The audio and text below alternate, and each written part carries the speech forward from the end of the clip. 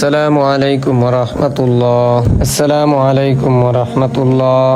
ইমাম সাহেব, আপনি আমার সাথে নাটক করছেন না তো? আপনি বলছেন আসরের সময় আসতে, কই আমি তো কোনো ফয়সালা পাইলাম না। আমার ফোন কই? আমার ফোন বের করেন আপনি। সেক্রেটারি সাহেব, একটু ধৈর্য ধরুন। যারা জোহরের নামাজে এসেছে তাদের মধ্যে অনেকেই আসরের সময় আসে নাই। আপনি এক কাজ করেন, কষ্ট করে মাগরিবের নামাজের সময় আসিয়েন।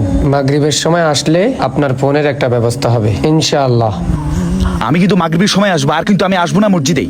আমি বলে দিলাম আমার মিটিং আছে। আর কতবার বলবো আপনাকে আমি? সেক্রেটারি সাহেব, আপনাকে কত করে বলবো? আপনি মাগরিবের সময় আসেন, এক ব্যবস্থা হবে। ঠিক আছে, সে সুযোগটা দিয়ে গেলাম। কিরে বেটা, কই যাস? আরে বেটা বাজারে যামু।